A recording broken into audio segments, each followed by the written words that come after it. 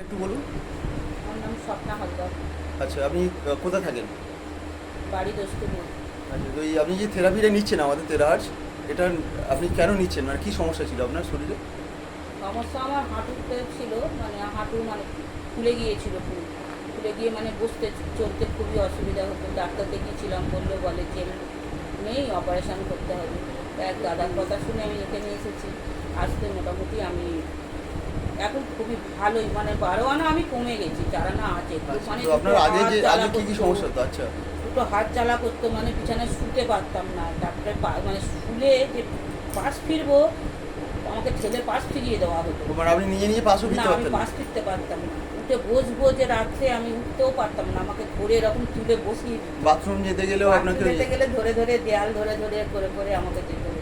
আচ্ছা। মানে খুবই আমি হয়েছিলাম, কষ্ট সোজা হয়ে হচ্ছিল। হাঁটতে পারতাম না, এরকম একদম মানে ভিকে একদম বেঁকে গিয়েছি প্রথম দিন তো সেখান থেকে আপনি তাহলে অনেক এখন করে অনেক অনেক আমি দিকে দিকে তো আপনি তাহলে অনেক মানুষকে রেকমেন্ড করুন এটা।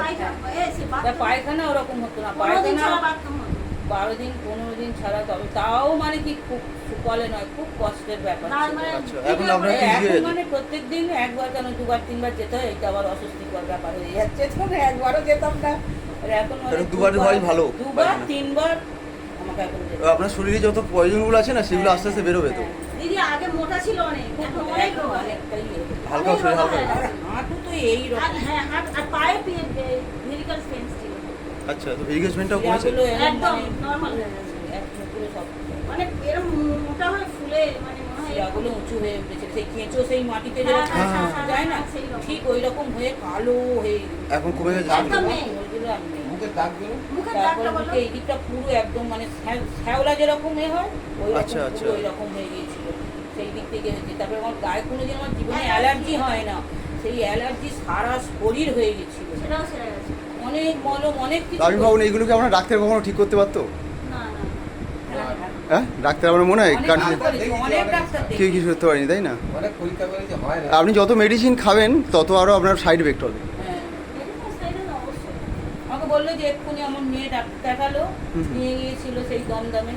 তা দেখাতে সেই ডাক্তারবাবু বলে যে আপনি যদি মনে করেন আজকে হবে, আজকেই অপারেশন হন, আর যদি ভাবনা চিন্তা করেন তাহলে কালকে থেকে আচ্ছা, ভাবুন, আপনাকে আজকে অপারেশন করে দিচ্ছে, সেখান থেকে আপনি সুস্থ হয়ে সেইদিনই গেলেন। বলেছিল। আমার একটা মনে এমনই জোর এসেছিল, আমি বলি আমি দিদির কাছে আসছি, আমি ওখানে গেলেই হবে। আমার মেয়ে বলে ওখানে গেলে তোমার সেরে যাবে, আমি বলি আপনার মেয়ে কি করে? আমার মেয়ে নার্স। ও, তাহলে ভালো। হ্যাঁ। কারণ আপনি মেয়ের কথা না শুনে হ্যাঁ, আমার মেয়ে এখানে বললো এসেছে। বলে। তারপরে ও দেখলো, দেখে আমাকে বলছে এবার না যদি আসি, তখন বলে কেন তুমি যেখানে যাচ্ছিলে সে আন্টির কাছে যাও না। সবসময় তো মেয়ে তো এখন কি আসার বলছে? সময় হচ্ছে না তো।